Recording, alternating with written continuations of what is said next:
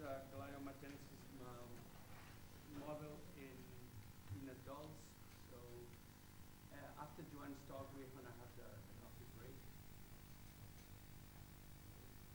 So for the sake of time, since there are data here that is some market, which is impressed, I will remove it, and then we can talk about it later. It's just a couple of slides.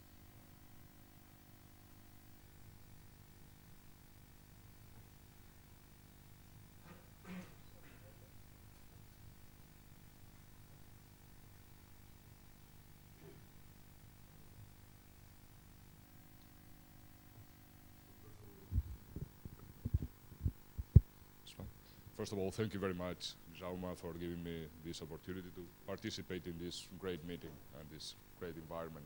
So what I'm going to do is I'm going to divide the talk into parts. One, I'm going to give an overview, as you asked me, about the molecular mechanisms that can be implicated in glioma, and I'm going to talk about glioma in general, not in particular in this particular disease that we are talking about today. And then I would like to talk about what we are doing in our hospital, in our institution, in terms of trying to understand the biology of this disease and trying to find out better markers of response to certain therapies or even new therapeutical targets. So I want to begin with this slide that I like a lot and that wants to represent what we want to do, and I think here we want to do this. No, we want to combine our knowledge of the biology of these diseases in trying to improve the therapy of the disease, and we are going through the understanding of. It's not working well. From the genomic capacities, characteristics of the disease, transcriptomics, proteomics, cell biology, and then the study of animal models. All of that to try to find out early diagnosis, markers, prognosis, and biomarkers of response, or even new therapeutic approaches.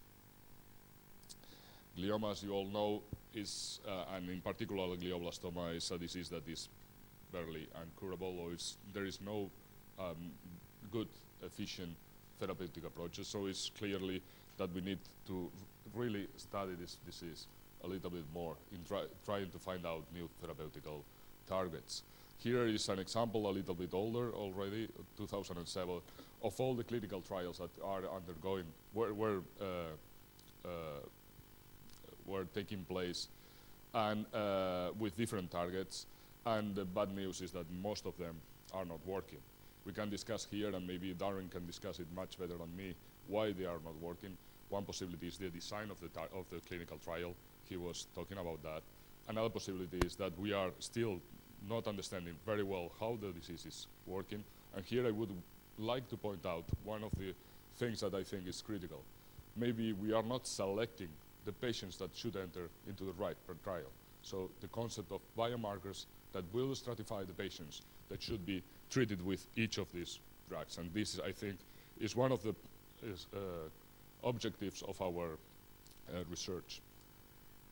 So here's another slide from a very nice review from Hanahan and Weinberg in Cell 2000.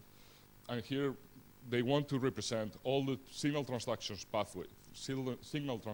pathways that can be involved in cancer. And as you can see, it's quite complicated. The concept is that we need to really understand all these pathways in each of the tumor types, even more, in the same tumor type, each tumor, patient-derived tumors, how are these pathways, in order to find out which are the therapies that could be more effective. This is another slide from a very recent paper in Nature, where what they have done is just sequence a bunch of glioblastomas, find out that there are several mutations that are recurrent in several pathways, such as the PI3K AKT pathway, MDM PC53, CDK-RB pathways. And these are mutations that are recurrent in tumors, indicating that maybe targeting these pathways can be interesting. So here's how I just put together these two concepts. So it seems that in glioma, we have mutations in some tyrosine kinase receptors, PDGF, EGF, FGF. The RAS NF1 pathway is also activated, NF1 being described previously, that activate a proliferative signal. Then we have mutations in P53, ARF-MDM2, and eliminating a tumor suppressor, and also mutations in CDKs and inhibitors of CDKs controlling the proliferation, and also in the PA3K AKT pathways. There are several compounds. I'm sorry because you cannot see them. It's published in this paper, very nice paper in New England Journal of Medicine, where many of these pathways have been targeted. And there are several compounds right now being in clinical trials trying to target all these pathways that can be disrupted in glioma. And there are success stories, such as the ones that you already know, Herceptin, Gleevec, and Avastin, targeted therapies that can be effective in certain tumors, depending on what are the dysregulations, aberrations of those tumors. So thinking about this, what we want to understand is, or what we wanted to study is, well, let's try to study one of the pathways that we think is important, try to find out whether this is really important in glioma, and see which are the patients that can be successfully treated with this, with therapies against this pathway.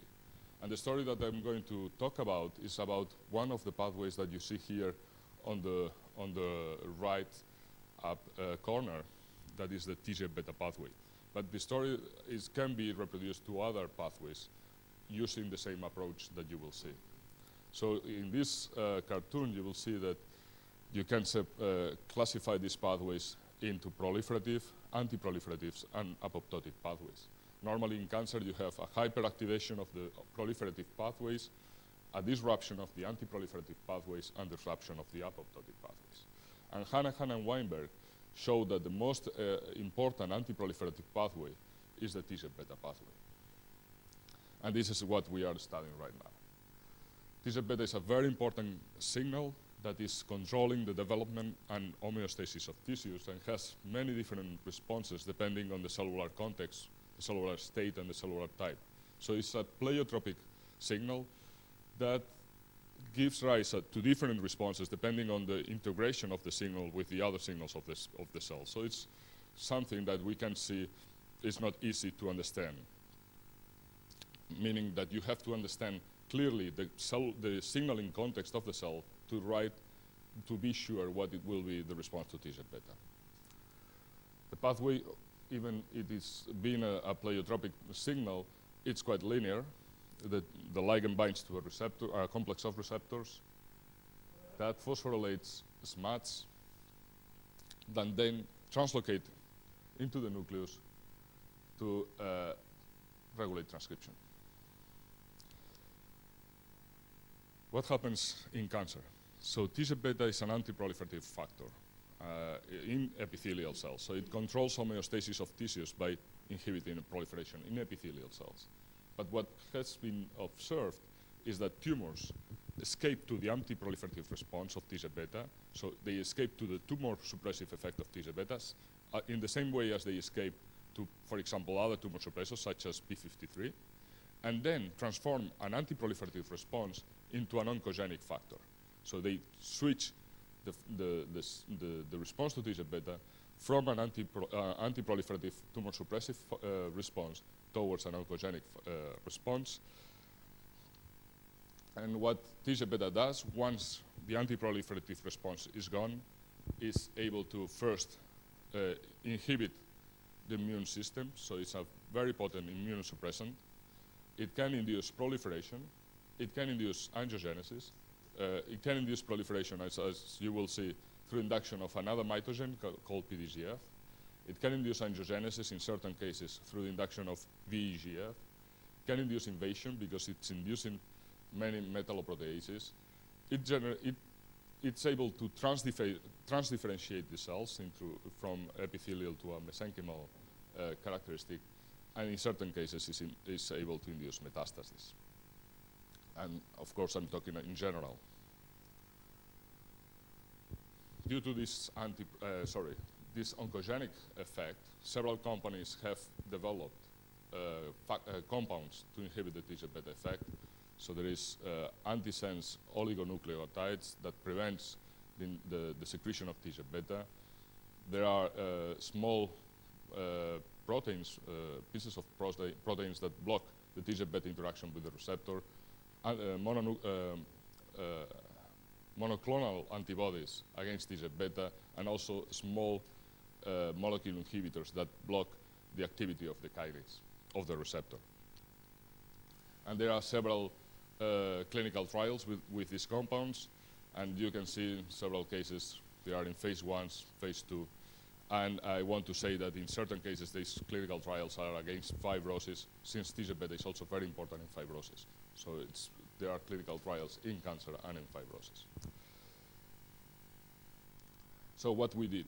So in our laboratory we decided that we wanted to understand the role of TGF-Beta in glioma, and to begin to study this disease and the effect of this pathway, we decided to assess the levels, the activity of TGF-Beta in a bunch of gliomas, in 52 cases that we had from our hospital, the Vall hospital, and we assessed the levels of phosphorylated SMADs. SMADs, remember, are the mediators of the signal. They go from the receptor to the nucleus, and they are phosphorylated by the receptor. So when you have more phosphorylated SMADs, that means that that cell has more TGF-Beta activity. So what we observed, and was quite striking, is that patients with high levels of phospho-SMAD2, remember, high TGF-Beta activity, have a bad prognosis, compared to patients with low phosphorylated SMAD2. That, from at the beginning, show us that TGF-Beta might be involved in the progression of this disease. And also indicated to us that gliomas are one of these examples where TGF-Beta has switched from tumor suppressive effect towards a very oncogenic effect. And the next step was, well, let's try, now that we know that TGF-Beta is relevant in glioma, let's try to understand the role of TGF-Beta in this disease. And many, as you all know, many labs are using cell lines or animal models to study this type of effects. And we decided to take advantage to our really great collaboration with neurosurgeons, with Dr. Sauquillo, from where we obtained fresh samples from all patients that undergo surgery. I mean fresh, and that means it has to be less than 15 minutes, because if not, cells die. They have to have viable cells. And at the first, and we do two things, and here I'm showing you just one, which is we plate those cells, we dissociate them, we plate them, and we have a primary culture. And we know that this primary culture can maintain more or less the characteristics of the cells in the tumor for a short period of time, normally 2 to 3 passages. But this is enough just to do some experiments, such as the ones, for example, treating these cells with compounds to see whether those compounds affect viability or proliferation, or even we can treat these cells with compounds and assess how these compounds are affecting transcription or gene expression. So here is an example of what we are doing here with TGF-Beta. We obtain 10 different primary cultures. We treat them with TGF-Beta or TGF-Beta inhibitor, and we observe that in certain cultures, TGF-Beta is acting as a proliferative factor, and in others not. And you can just take a look at the black bars. We follow we follow a rational hypothesis that was based on the fact that in those tumors, in those primary cultures where TGF-Beta is inducing proliferation, it must be inducing some gene expression, some gene response that is mediating this effect in proliferation. So we compared the gene responses of primary cultures treated with TGF-Beta that were proliferative or not. And we discovered that one of the gene responses that clustered with the primary cultures that were responding to TGF-Beta by inducing proliferation, that was PDGF-B. Here's two cell lines where you see that TGF-Beta is inducing PDGF-B and the other not. And to make a long story short, what we observed is that we can classify the primary cultures derived from patients depending on whether they induce PDGF-B and they induce a proliferation. There is a nice correlation between the induction of PDGF-B and the induction of proliferation. And I'm not going to get into that, but what we did was pharmacologically and also by using RNA interference and blocking antibodies demonstrate that the induction of proliferation of TGF-Beta in those primary cultures is mediated by PDGF-B. So what happens is that TGF-Beta induces PDGF-B. PDGF-B is a potent mitogen that promotes proliferation of those cells. The next question was, well, why in certain tumors you have this effect and not in the other tumors? Why is that TGF-Beta is able to induce PDGF-B in certain cases and not others? And the answer is, sorry about that. I'm not showing this slide, but what I wanted to tell you is that the answer is depending on the epigenetic silencing of PDGF-B. So in patients with tumors where the PDGF-B gene is methylated, TGF-Beta is not able to induce PDGF-B, and hence TGF-Beta is not able to induce proliferation. In those patients where the PDGF-B gene is not silenced, TGF-Beta is able to induce PDGF-B, and then TGF-Beta is acting as a proliferative factor or oncogenic factor. The other observation that was interesting is that in those patients where TGF-Beta is able to induce proliferation, they tend to have very high TGF-Beta activity, most likely because there is a Darwinian selection for that. And so you have high levels of TGF-Beta activity, high levels of PDGF-B, since TGF-Beta is inducing PDGF-B, and this TGF-Beta PDGF-B axis is enhancing proliferation, and most likely is enhancing the aggressiveness of the tumor, since it's correlating with poor prognosis. So the conclusion from these studies was, from my point of view, two main conclusions. One, we can classify these gliomas in two types. One where you have the PDGF-B gene methylated, and in those tumors, TGF-Beta is not able to induce proliferation, not able to induce PDGF-B, and normally they are not so aggressive. In other tumors, another set of tumors, PDGF-B is unmethylated, the gene, TGF-Beta is able to induce PDGF-B, and then there you have very high levels of TGF-Beta, and they are aggressive tumors. But the second conclusion, and I think is important here, is that we need to treat with anti-TGF-Beta compounds the tumors from the right, the tumors where TGF-Beta is acting as an oncogenic factor, not the left. And this is a conclusion that I think we have to really take into account, and it's also fitting with what Darren was saying, the importance of understanding the biology in order to find out markers of response to certain therapies. The next part of the story is related to what also Sebastián has talked about, and is about this concept that is relatively new, although it makes a lot of sense, about the fact that in tumors, there are a population, a pool of cells that maintain characteristics similar to a stem cell. So these stem cell-like cells from the tumors are the ones that are considered to be the ones that are promoting initiation and recurrence of tumors. And this implies that therapies need to target this type of cells in order to get rid of the tumor. And also Sebastián has alluded to that. In several, has been described that these cells are quite chemo and radio resistant. And so what can happen is that after radiotherapy, you can shrink the tumor because you are eliminating those cells that are not the real cancer stem cells. And then recurrence is there because those are the cells that are there able to generate the recurrence.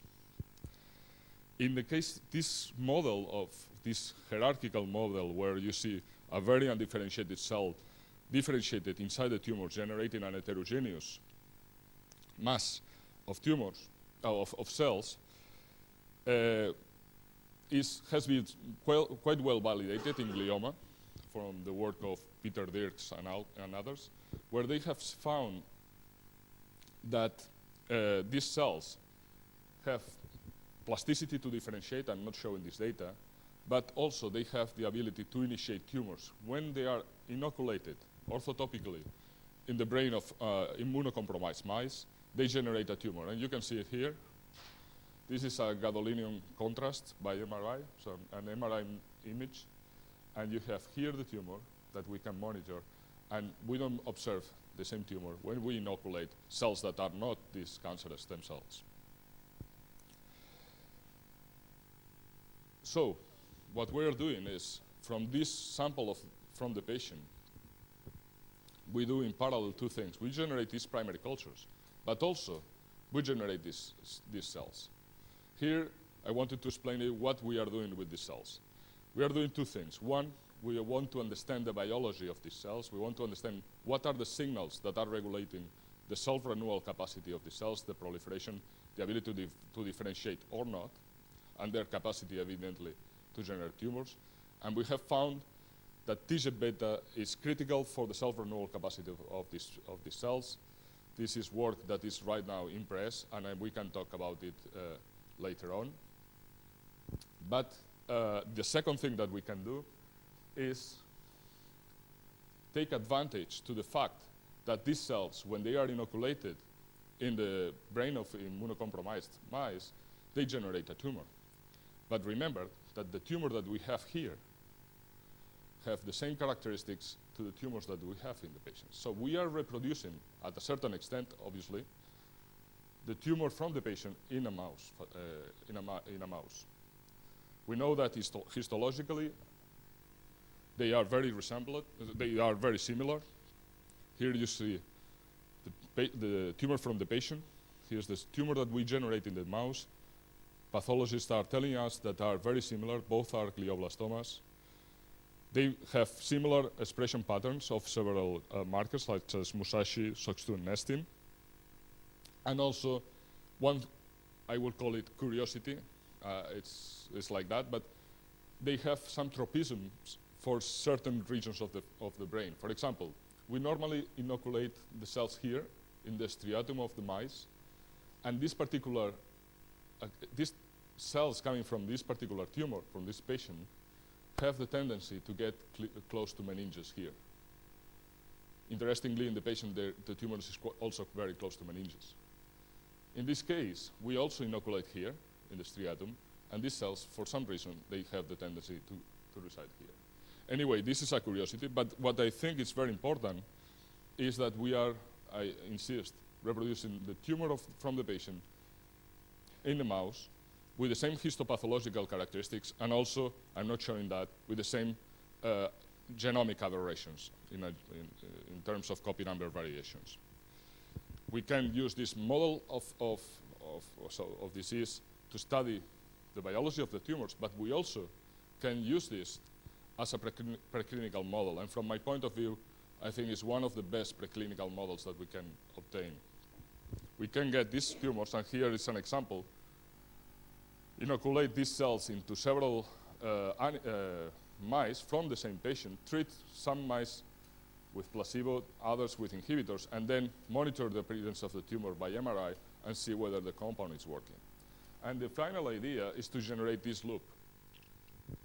So here we can obtain these cells, we obtain these cancer stem cells, we can inoculate them, we can treat these mice with compounds, see which are the compounds that work. Here I'm putting some of them, there can be many of them, and obtain biomarkers of response. So find out which are the tumors, the characteristics of the tumors that would predict whether a tumor can be responding to a certain compound or to another.